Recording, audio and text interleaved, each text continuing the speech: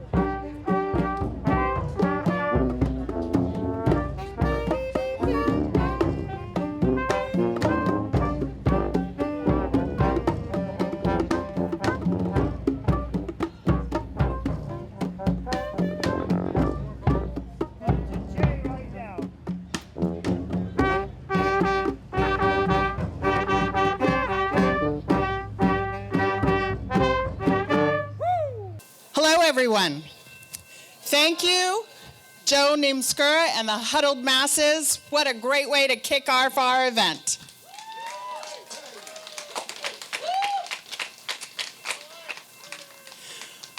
Thank you, Maine, for coming out. For some of you, that takes courage, and we appreciate that you're here. My name is Catherine Whitaker. I live in Brunswick. I'm a graduate of Brunswick High School a few decades back. I've traveled the country as a Navy brat and a Coast Guard wife. 4 years ago, I returned to beautiful Mid-Coast Maine. I'm a proud member of Brunswick Area Indivisible. I'm part of the leadership team in communications and through the coordinating council. Brunswick Area Indivisible, along with Harpswell Indivisible, Greater Freeport Indivisible, and Indivisible Sagadahoc have worked and committed themselves to bringing this event to you today. I never have said the word indivisible so many times before ever. We would like to give a warm welcome and shout out to Judy Stedman, the New England Regional Organizing Manager for Indivisible. Thank you, Judy, for coming.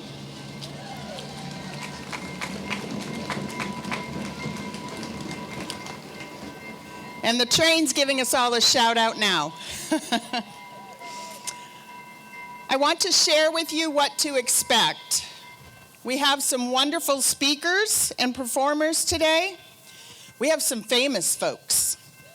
Keep in mind that the ordinary people who you may not be familiar with might be the one to leave you with the most lasting impression. Folks wearing yellow vests are safety officials. Please listen to their guidance if they speak to you and follow their directions. We have tables, as you can see. There are buttons you can wear. There are important immigrant safety whistle kits that are available.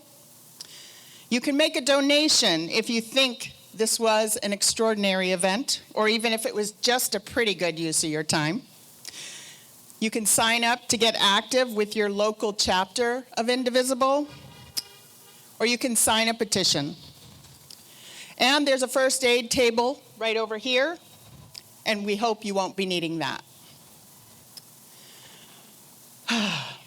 What a week this has been. Crazy. Of note, the word pshaw was a word-a-word. Pshaw, P-S-H-A-W. What the heck? But really, Maine has been diligently working to replace a candidate that Republicans would have allowed to stay in place had he been one of theirs. Directly after this rally, many of you, along with me, will be heading to the nearest computer to take part in electing delegates who will ultimately choose a new candidate to be a Democrat in the U.S. Senate. Sorry.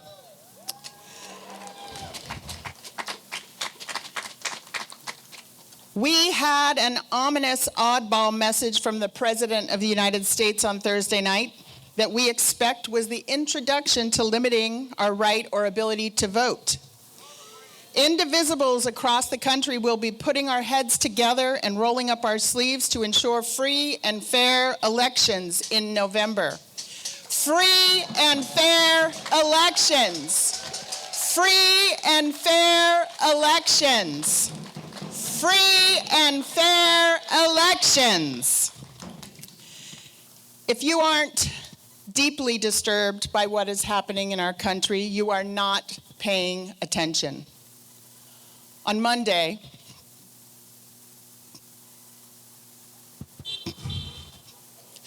down the road in Biddeford, Johann Sebastian Duran Guerrero was murdered in the street. He wasn't a nice target. He was a legal resident of our state with a social security number and a work permit. He was a beloved member of the community on his way to work. Nobody deserves to be executed in the street. Maine law enforcement isn't known for shooting folks down in the streets. It's unacceptable. No law enforcement protocols advocate to kill a man simply for running away. We hear the border czar, Tom Holman, says of ICE, the bloodshed will continue. Well, we will be watching as the details unfold. We will witness in the streets. As a community, we will care for the wife and the baby girl in the bluey pajamas as we mourn Joanne's lost life. Those are some of the reasons you are all here. Some of you came to fight against oligarchy, fascism, and dictatorship. Some are preserving democracy in our Constitution. Are you here to speak for the disenfranchised?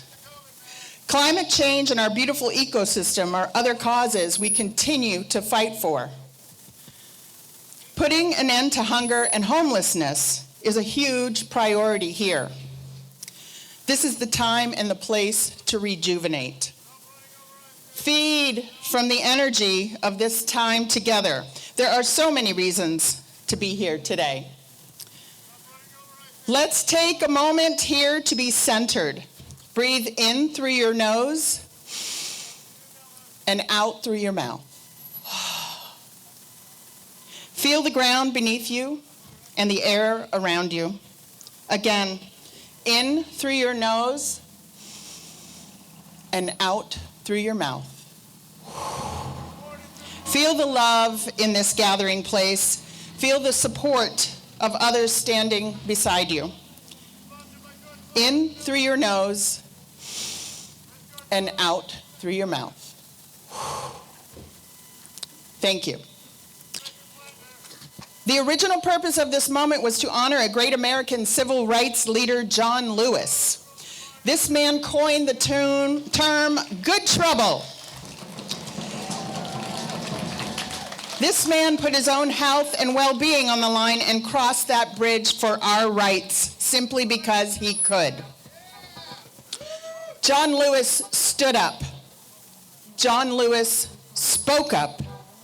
He was just an ordinary man who did very extraordinary things for you and for me.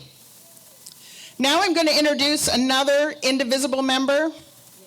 Lee Chisholm is from Greater Freeport Indivisible. We think he's extraordinary. We know he's extremely modest. He's a semi-retired educator and an artist who is unreasonably admired, especially by adorable little dogs. Lee Chisholm, welcome.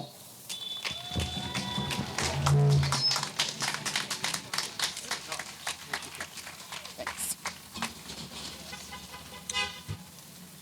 Hello, everybody. Yesterday, 6 years ago yesterday, John Lewis died. That was the year 2020. It was COVID time. It was also the time that George Floyd was murdered, and people from all over rose up in protest. What I'm about to read to you are John Lewis's last words to his fellow Americans. It was published posthumously. While my time here has now come to an end, I want you to know that in the last days and hours of my life, you inspired me. You filled me with hope about the next chapter of the great American story when you used your power to make a difference in our society. Millions of people, motivated simply by human compassion, laid down the burdens of division. Around the country and the world, you set aside race, class, age, language, and nationality to demand respect for human dignity. That is why I had to visit Black Lives Matter Plaza in Washington, though I was admitted to the hospital the following day. I just had to see and feel it for myself that after many years of silent witness, the truth is still marching on. Though I am gone, I urge you to answer the highest calling of your heart and stand up for what you truly believe. Emmett Till was my George Floyd. He was my Rayshard Brooks, Sandra Bland, and Breonna Taylor. He was 14 when he was killed, and I was only 15 years old at the time. I will never, ever forget the moment when it became so clear that he could easily have been me. In those days, fear constrained us as like an imaginary prison, and troubling thoughts of potential brutality committed for no understandable reason were the bars. Though I was surrounded by two loving parents, plenty of brothers, sisters, and cousins, their love could not protect me from the unholy oppression waiting just outside the family circle. unchecked, unrestrained violence and government-sanctioned terror had the power to turn a simple stroll to the store for some Skittles or an innocent morning jog down a lonesome country road into a nightmare.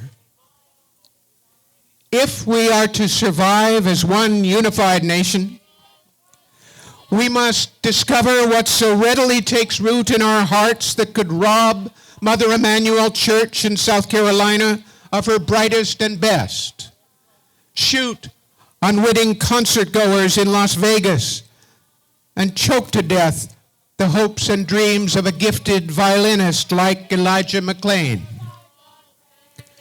Like so many young people today, I was searching for a way out, or some might say a way in.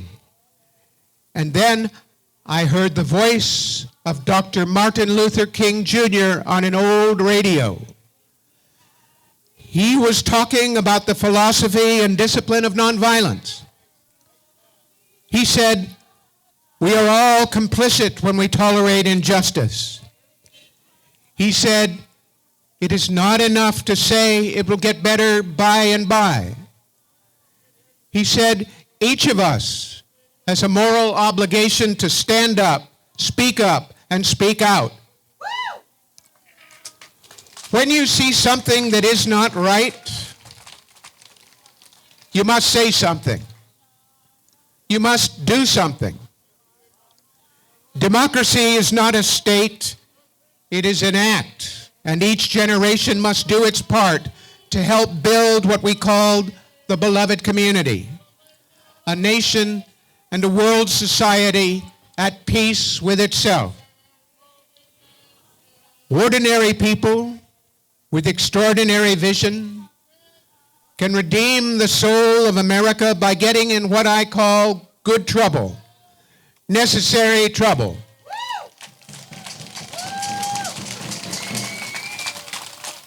Voting and participating in the democratic process are key. The vote is the most powerful nonviolent change agent you have in a democratic society. You must use it because it is not guaranteed. You can lose it. You must also study and learn the lessons of history because humanity has been involved in this soul-wrenching existential struggle for a very long time. People on every continent have stood in your shoes through decades and centuries before you. The truth does not change, and that is why the answers worked out so long ago can help you find solutions to the challenges of our time.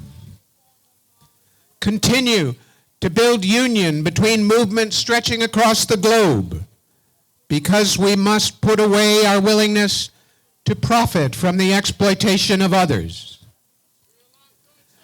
Though I may not be here with you, I urge you to answer the highest calling of your heart and stand up for what you truly believe. In my life, I have done all I can to demonstrate that the way of peace, the way of love and nonviolence is the more excellent way. Now it is your turn to let freedom ring. I've just reached the last paragraph of John Lewis's address. I am going to ask you now to finish it with me by repeating phrase by phrase what he says. When historians pick up their pens to write the story of the 21st century,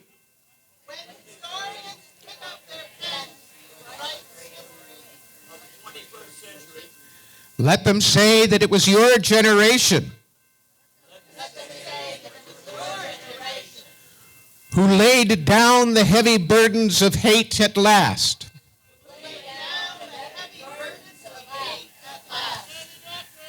And that peace finally triumphed over violence, aggression, and war.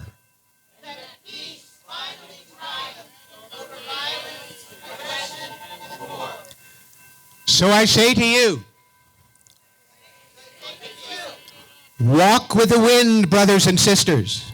Walk with the wind, brothers and sisters. And let the spirit of peace and the power of everlasting love be your guide. Thank you, everybody.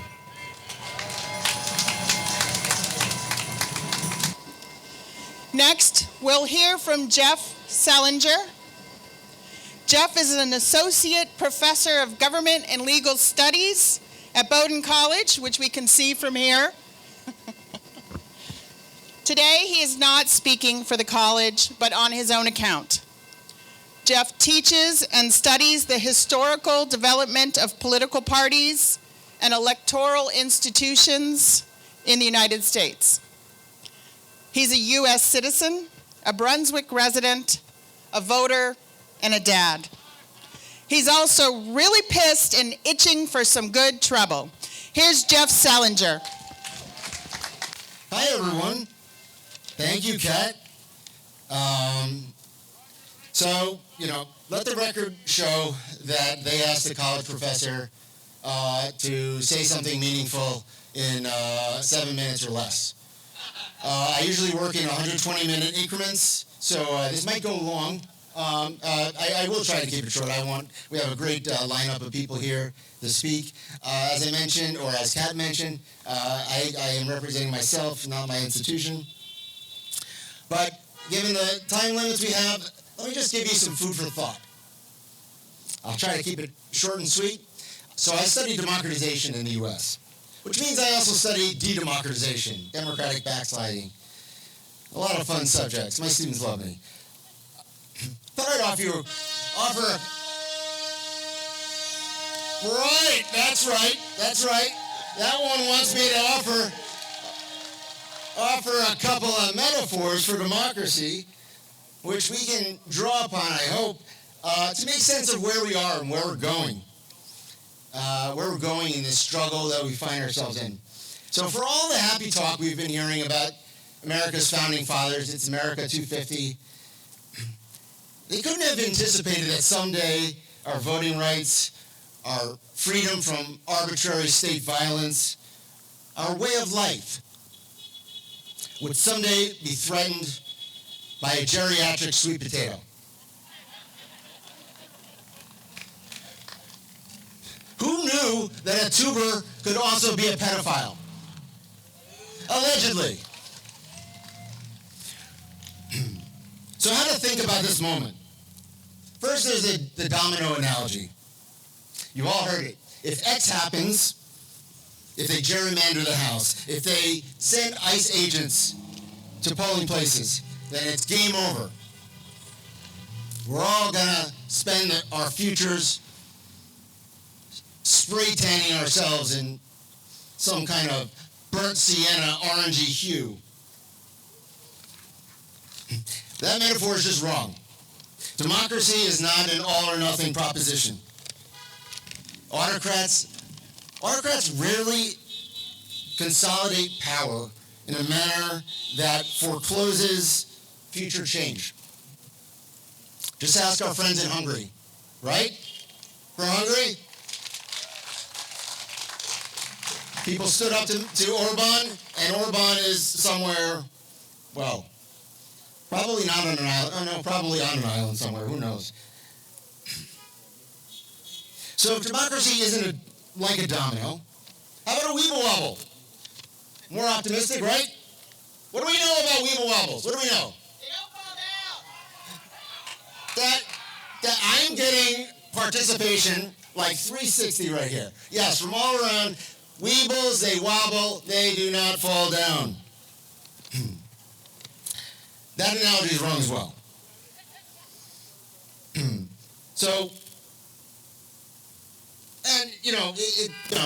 the spirit of our food for thought, it's actually helpful when our analogies are wrong. Those that are flawed somehow are most instructive. So if there's a momentous break, thinking about the weeble wobble analogy, the 2024 election you might think of as a pretty significant break. from our tradition. We're not just going to snap back to the status quo ante like a weeble wobble might. We're going to be in a new place, and we're going to be facing new threats, new dangers, but also new opportunities. Here's a better analogy, one that's, I think, true to how academics view these questions. Democratic change is like a branching pathway. The scenery, it's going to change over time. It's not always going to be clear. It's not always going to be clear where we are, where we're headed. But there are no backsies. You can't redo time. You can't go backwards.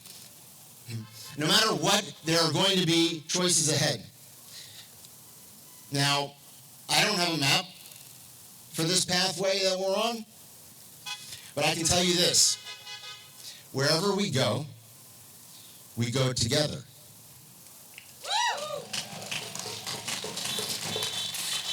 The sweet potato king and the tater tot authoritarians will try to divide us. They'll try to discredit us. They'll try to distract us. But we're going forward. We will be indivisible. Thank you, guys.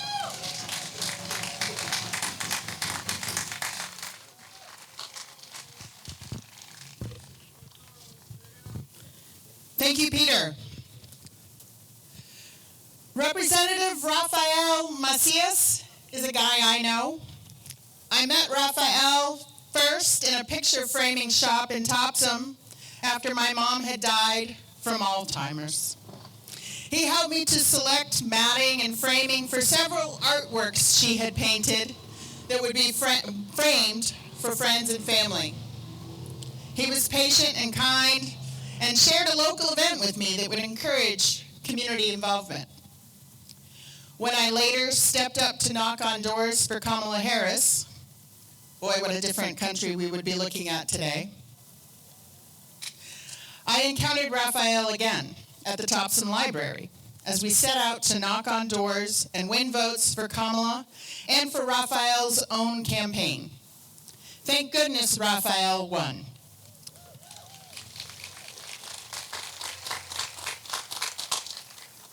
I have heard him testify for a river in the Maine State House in opposition to data centers. I see him at almost every single protest or demonstration that defends democracy or fights tyranny.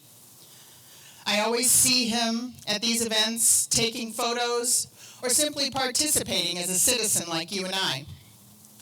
Today, he'll take the podium and share some thoughts. Thank you, Rafael, for all your work to better our state of Maine. Rafael Macias.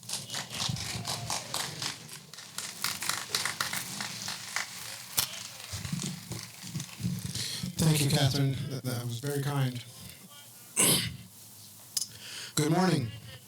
My name is Rafael Macias, and I'm a resident of Topsham. For the past 2 years, I've had the privilege of representing Topsham in the Maine House of Representatives. Thank you, Topsham.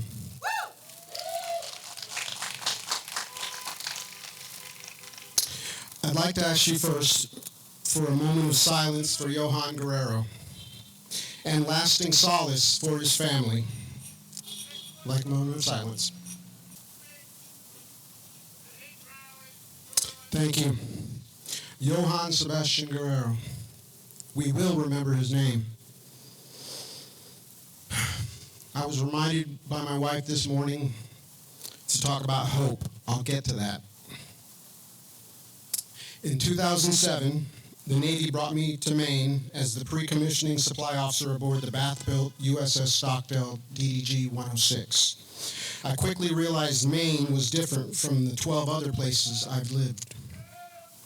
What struck me immediately was the silence and the absence of billboards. Since the day we first crossed that bridge into Maine, I've never felt unsafe. I still feel that way today, except for ticks. But I recognize that hasn't been everyone's experience. So today, I'm honored to speak again on the legacy of the Honorable John Lewis and his lifelong struggle to make the promise of America real for all people.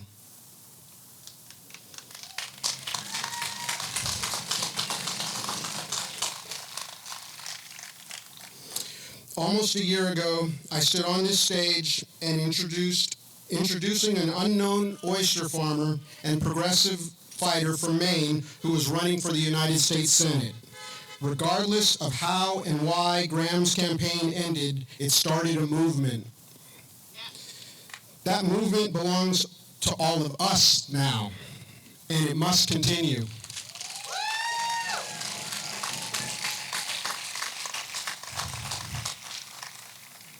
That evening, I spoke about the saying, "There are no atheists in foxholes." I served in Afghanistan in 2006, and at that time, I was an adamant atheist, and I believed in nothing beyond what I could see. Every day except Sunday, we drove through the streets of Kabul to the outskirts of the city. Every second after leaving the relative safety of our base, we scanned the road, looking for anything unusual, anything out of place, every pile of trash, every overloaded vehicle, every fresh patch of dirt demanded our attention. When we finally drove back through the gates of our base, there was always this overwhelming feeling of relief. We made it home. When we came back to the United States, I was safe. Nobody was trying to kill me anymore. But strangely, I couldn't feel that same relief again. It took me nearly 10 years to understand why. After retiring to Maine in 2013, I began waking before dawn and driving to Harpswell with my camera to capture the sunrise on the shore. When you watch enough sunrises and you allow yourself to simply be present, you begin to notice a few things. First, there are very few certainties in life. Everything changes. But tomorrow morning, the sun will rise. Here in Maine, it is always the first place in America to greet the day, to see the light. Long before any of us arrived, the Penobscot, Passamaquoddy, Mi'kmaq, Maliseet, and Abenaki peoples knew this place as Wabanaki, the Dawnland. We are fortunate to call it home, if only for a little while. Second, when you turn around and see what the first light is lighting up, you must pay attention, because the colors don't stay for long. The light moves fast. I believe we're living through one of those moments right now. The dawn of a new era in America. The light is shining into places that have been kept in darkness for far too long. It's exposing corruption. It's exposing cruelty. It's exposing systems that have purposely failed too many people for far too long. It's been painful to witness. But the exposure from that light isn't the problem. Light gives us the opportunity to see clearly. And once we see clearly, we have a choice. We can look away or we can act. I believe this is our opportunity to restore faith in America for America. Not blind faith or blind allegiance, but faith earned through accountability, compassion, courage, and equal justice.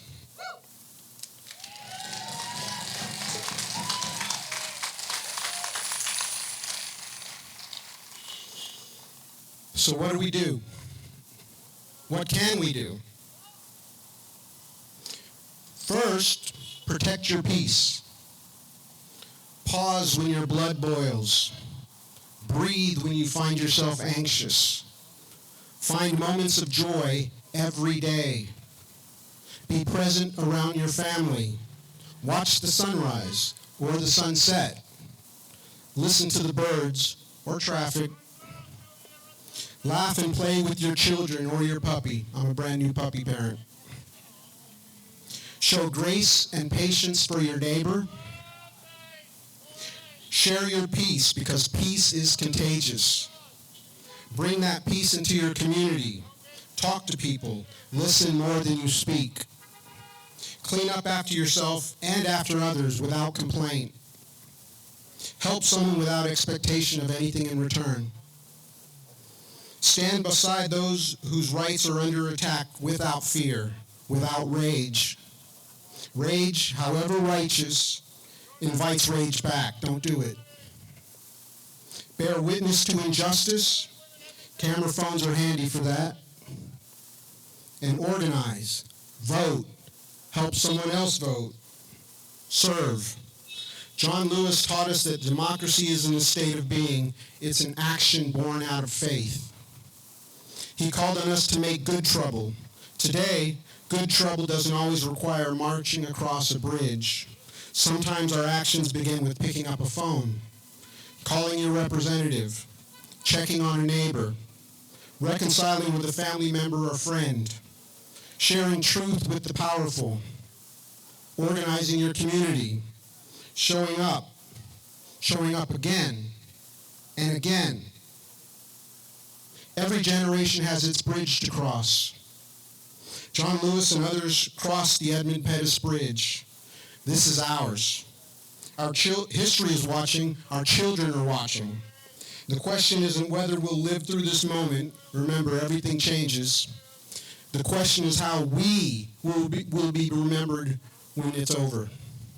May we be remembered as the Americans that chose courage over fear, love over hate, truth over comfort, and action over silence.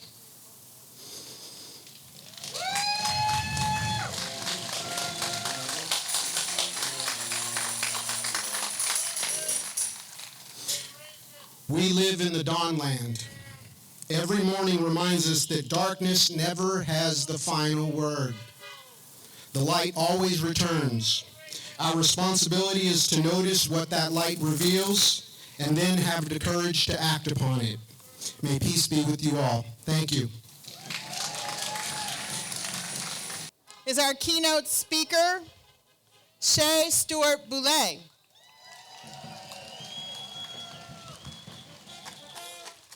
I am a fan of her Facebook, Black Girl in Maine, an award-winning site that deals mostly with race and aging. I am a paid subscriber to her Substack, Shay's Cogitations. Shay is the executive director of Community Change Incorporated, a Boston-based anti-racism organization that also operates here in Maine.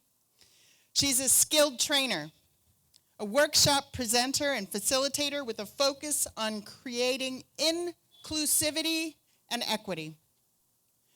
Her work has been featured in a number of publications and anthologies, like Yes Magazine and the Huffington Post. A native of Chicago, Shay has called Maine home for just about 25 years. While she holds degrees from DePaul University and Antioch University, New England, I think the best thing about her is she's simply an integral badass. Here's Shay.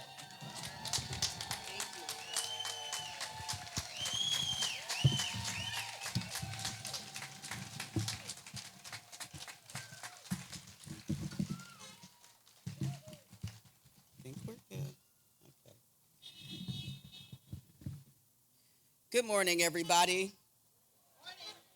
I need a little bit more energy. I got some things to say this morning.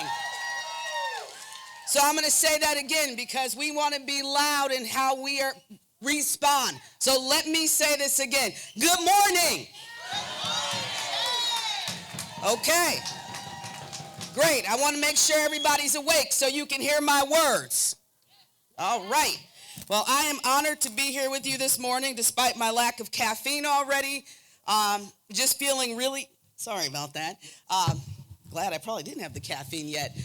Really excited to be here and to see what the local Indivisible chapter has already put together. And this is a beautiful gathering. So thank you for having me.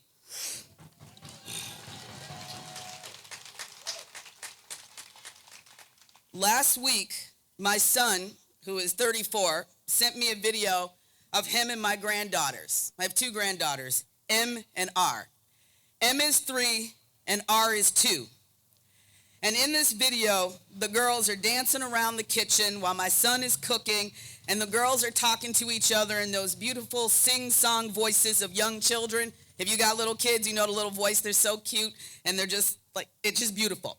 And they're like singing and talking to each other, and they're saying, this is a girl's song. There's some music playing, and they're just cracking up over the fact this is a girl's song. My son finally says to them, well, I like this song, and I am not a girl. One of my granddaughters says to him, no, Daddy, you can't. This is a girl's song. He bends down and says, well, I'm a girl's dad, so I think I can. The girls start giggling, and my son hugs his daughters. It was one of those precious moments captured by his partner that those of us who have kids in our lives appreciate and cherish.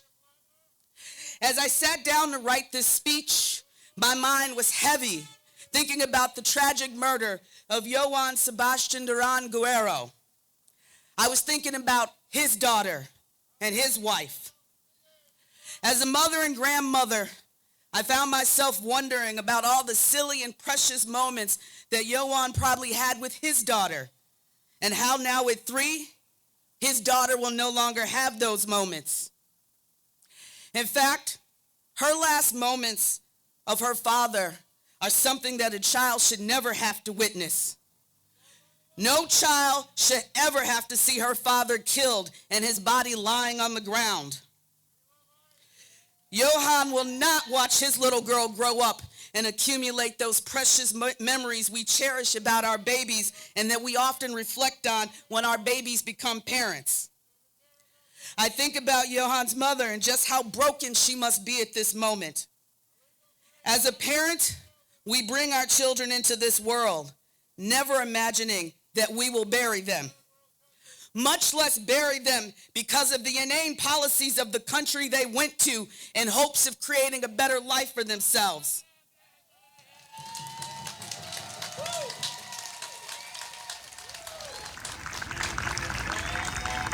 While we are gathered today to celebrate the spirit of John Lewis and his good trouble, and how that spirit of good trouble built on the pillars of teach, reach, and preach, we cannot ignore what is now happening in our own community here in Maine, and how the idea of good trouble is now more urgent than ever.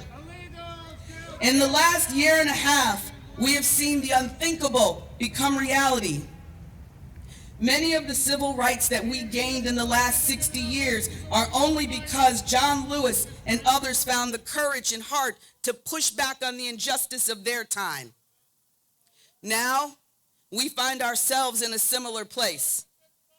Will we find the courage and heart to make good trouble to fight for the most pressing issues of our time? Yes! Woo! Yes, we will! Good trouble isn't just a cool phrase. It is to sacrifice. It is to risk harm to ourselves. It is to understand that we can choose nonviolence, but that when dealing with the state, which is steeped in violence, that violence may find us. Tom Homan, the border czar, recently said a few days ago on Fox News that there will be bloodshed if folks continue to push back on what ICE is doing across the country. To hear a federal official threaten the American people for speaking up for what is right is terrifying. But in many ways, we've been here before. This is a nation that was built on a foundation of lies, starting with the founding document and the document signers. The Declaration of Independence declared, we hold these truths to be self-evident, that all men are created equal, that they are endowed by their Creator with certain unalienable rights, that among these are life, liberty, and the pursuit of happiness. That was a beautiful statement, except that Thomas Jefferson, while drafting that document, also owned slaves. Not only did he own slaves, he fathered children with an enslaved woman. This country, though, it has always been a beautiful contradiction between its stated values and its lived values, and whose humanity it affirmed and whose humanity it has denied. As a direct As a direct descendant of enslaved Africans, I have lived my entire life being aware of this contradiction, as my grandparents who died in my preteen years were sharecroppers in Blytheville, Arkansas. I've shared many times publicly, my father grew up, along with his 15 siblings under Jim Crow, having to pick cotton after school on the sharecropping plantation he was raised on. My oldest living cousins, who are well into their 60s, also picked cotton after school. The injustices in this country have never just been a story that I read about. It was the reality that my family spoke openly about. Even the fact that my grandfather, Alan Stewart, had to pay poll tax in Arkansas in order to vote. Freedom is not won solely at the ballot box. In fact, that ballot box has historically been the first concrete result of fighting for justice. For John Lewis and others, it meant seeking nonviolence, understanding that they would be met with state-sponsored violence. Lewis understood that on March 7th, 1965, when he marched to Selma with 525 others, he knew he would most likely be arrested. But instead, he and others were brutally beaten by state troopers. Lewis, suffering a fractured skull for the crime of daring to call attention to the civil rights and economic abuses suffered by African Americans. The sacrifice, work, and courage of John Lewis and so many others created a foundation that allowed us to grow as a nation. It allowed us to see our first black president in 2008.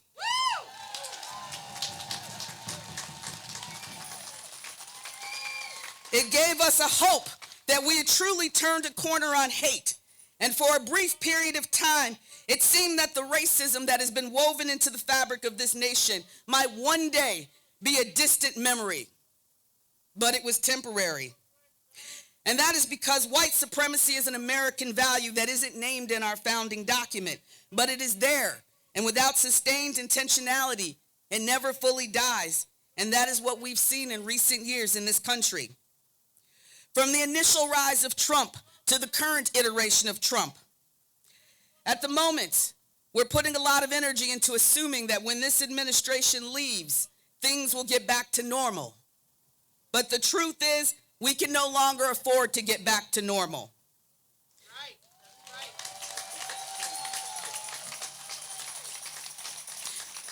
Because back when things are normal, it means we are living a half-truth. And the most painful truth of this moment is what we're all bearing witness to, as we are faced with truly seeing who we are as a nation. The hate that is running our nation and targeting our communities is who we are. But the good thing is that we know the root cause of our problems. We can indeed make a plan to create good trouble and to solve our problems.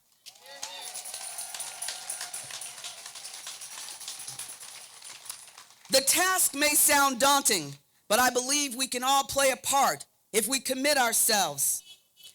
The first iteration of the civil rights movement was brought to us by Dr. Martin Luther King Jr., Rosa Parks, Bayard Rustin, John Lewis, and white men like Jonathan Myrick Daniels of Keene, New Hampshire, who was an Episcopal seminarian and civil rights activist who was killed August 20th, 1965 in Hayneville, Alabama, while shielding a young black girl.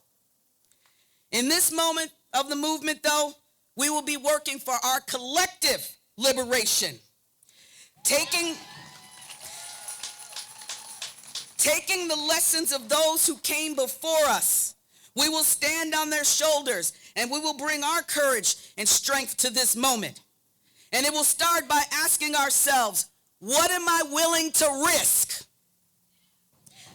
As any experienced organizer knows, you must know what you are willing to risk and how far you will go. What can you do?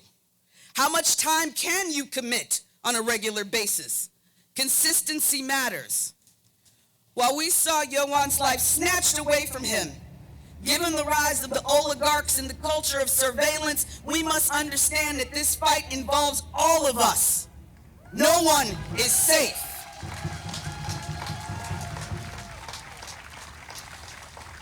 Earlier this year in Minnesota, we saw ICE take the lives of Renee Good and Alex Preddy, two white people. And while the bulk of ICE's work is targeting black and brown people, make no mistake, if you are an ally in any way, your privilege will not save you. Are you willing to confront that reality in your quest to make good trouble? Let me ask that question again. Are you willing to confront that reality in your quest to make good trouble?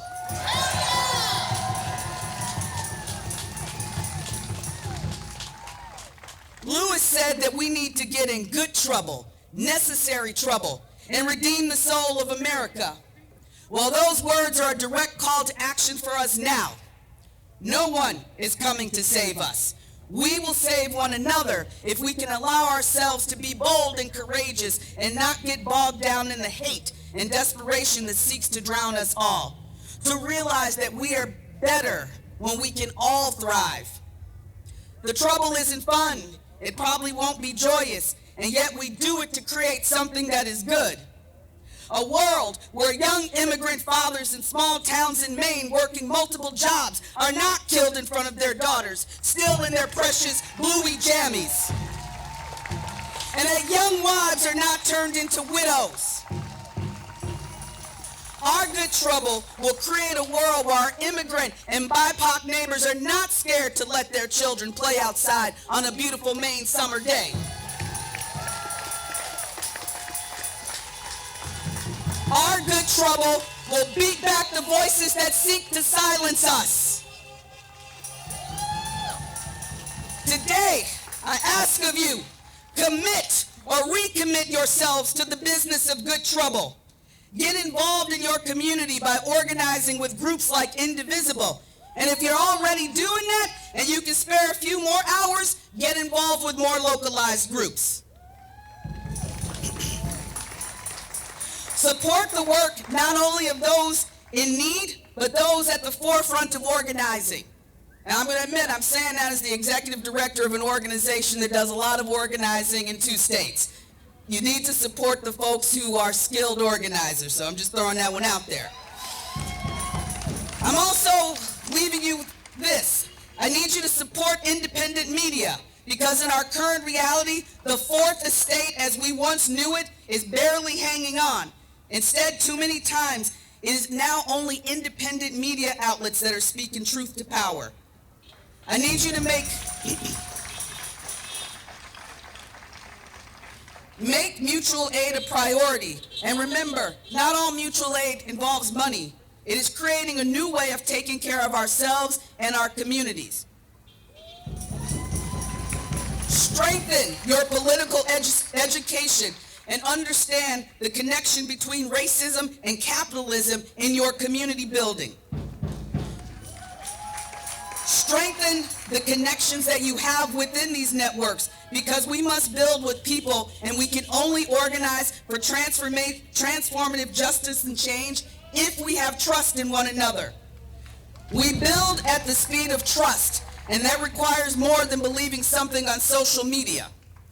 Right now, we need more people outside in the streets across the state, and groups such as Activate Maine are a resource for finding actions to attend. Yesterday, the Biddeford-Saco Racial Justice Group saw over 1,000 people turn out. And while that was wonderful, often that group has only seen a handful of people most weeks, and they've been out in the streets since last year. Yes, it is summer in Maine, that all too brief season that we wish to enjoy, but movement work doesn't stop for good weather. Instead, we incorporate it into our lives. Movement work is life work, and we don't compartmentalize it. So take care of yourselves, but starting today, let us commit to the bold and courageous work of good trouble every day. Lastly, build together with principles, integrity, and a shared goal. Thank you very much.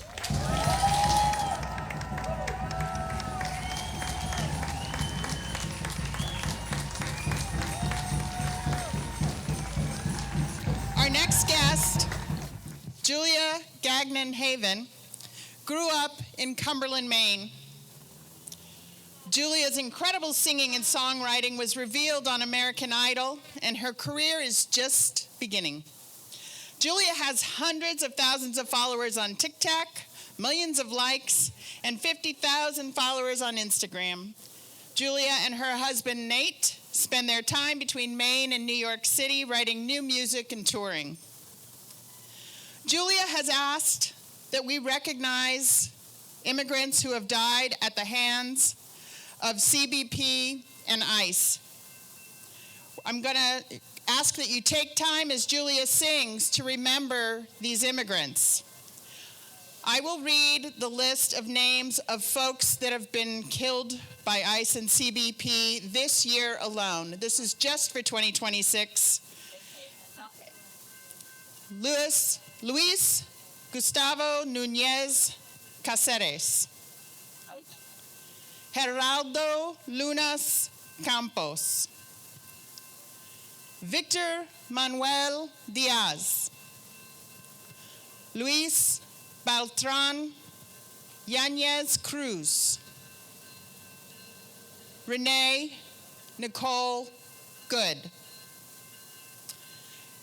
Parody La.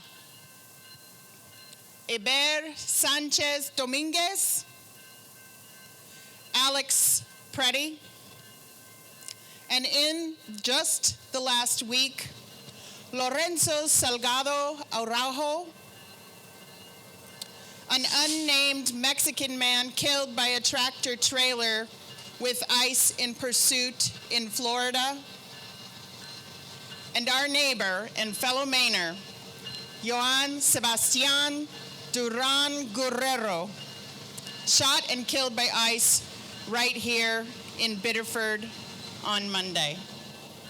Julia, welcome.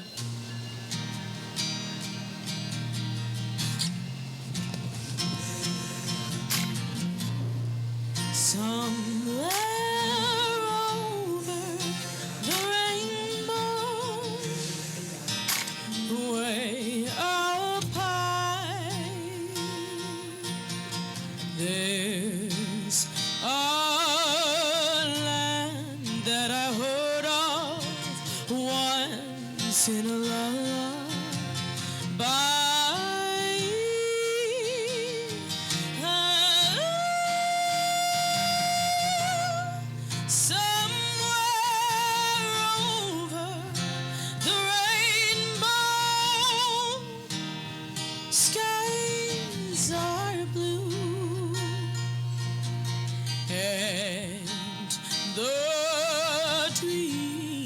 That you dare to dream really do come true. Someday I wish upon a star and wake up where the clouds are far behind me, where troubles melt like lemon drops away above the chimney top.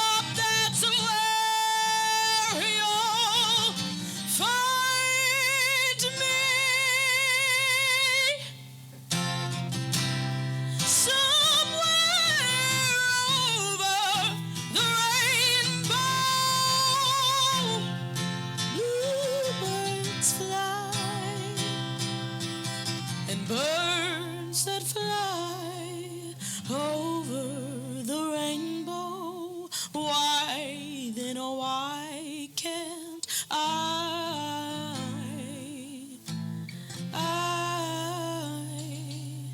If happy little bluebirds fly beyond the rainbow, why, oh why can't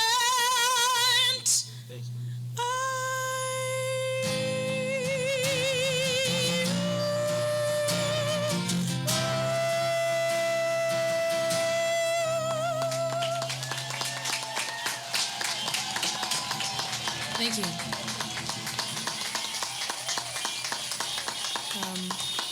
We wanted to sing that tune in honor of everybody who's lost their lives this year.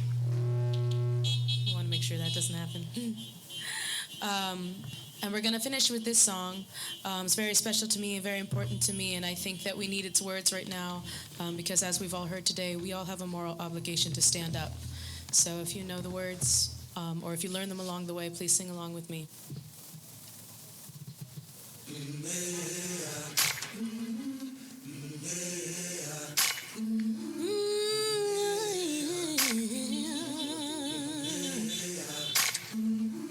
I've been walking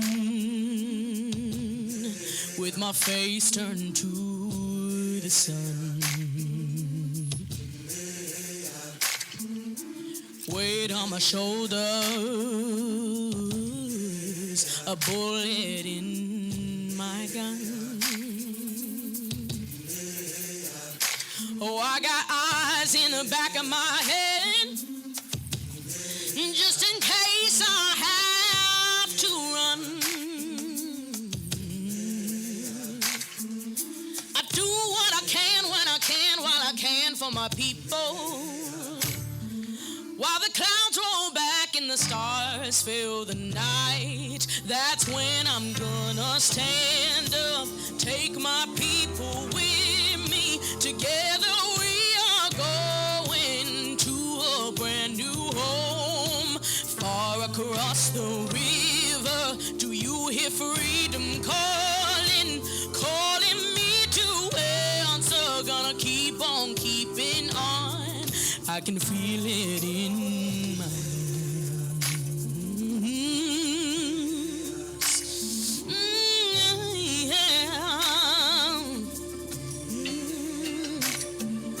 Early in the morning, before the sun begins to shine, we're gonna start moving towards that separating line. Oh, I'm wading through muddy waters. You know I got a made up mind. I made up my mind.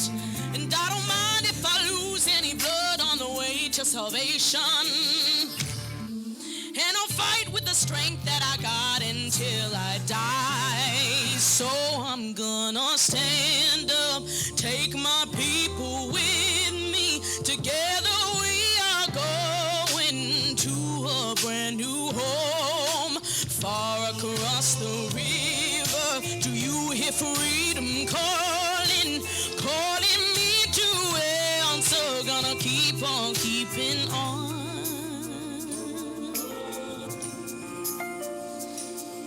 And I know what's around the bend might be hard to face 'cause I'm alone. But I just might fail. Oh, Lord knows I tried. Sure, stars fill up the sky. Woo! Together we are going to a brand new home, far across the river. Do you hear freedom calling, calling me to answer? Gonna keep on keeping on. I'm gonna stand up, take my people with me. Together we are going to a brand new home, far across the river. Do you hear freedom calling, calling me to answer? Gonna keep on keeping on. Everybody, I'm gonna stand up and take my people with me. Together we are going to a brand new home, far across the river. I hear freedom calling, calling me to answer. Gonna keep on keeping on. I can feel it in my bones. I go to prepare a place for you. I go to prepare a place for prepare a place for you.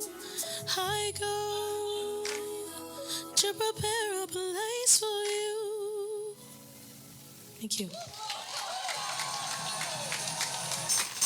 You're invited to stay after the program, to lift your voices, to stand together in civic union to defend the Constitution of the United States of America. Please follow the direction of the folks in yellow vests from Brunswick, Harpswell, Sagadahoc, and Freeport. Special thanks to each of the presenters today. In addition, there are folks that have worked behind the scenes like Cheryl Search, Nancy Hines, Chris Mills, and John Egan, and many, many more. And finally, to each of you, you are the movement. You bring it all the time. You are love and light and energy and hope.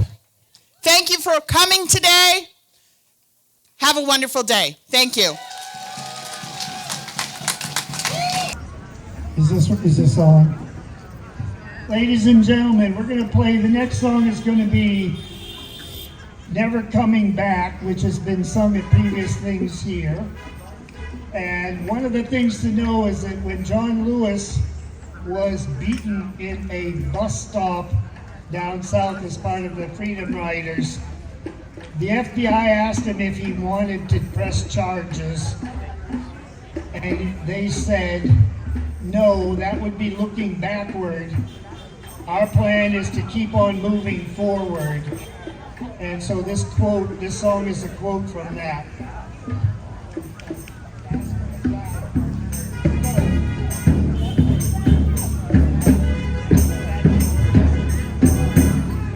So sing it. Gonna keep on marching forward. Keep on marching forward. Keep on marching forward. Never turning back. Never turning back. Gonna take care of our children.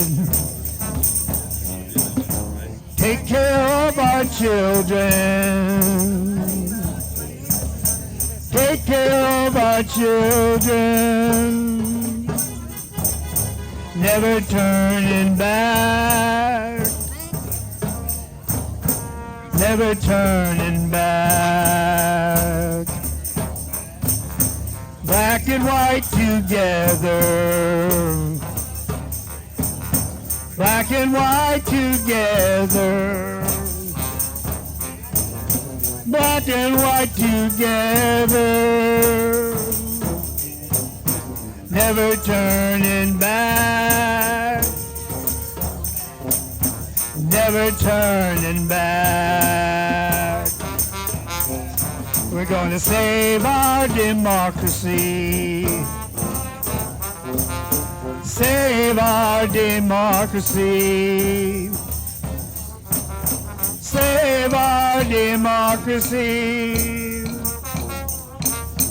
Never turning back. Never turning back. John Sebastian Guerrero. We're going to mourn John Sebastian Guerrero. We're going to mourn Sebastian Guerrero. Turning back. Never turning back. We're going to think about our future. Going to think about our future. Think about our future. Never turning back. Never turning back. Clap your hands. Think about our future. Think about our future. Think about our future. Never turning back. Never turning back. All right.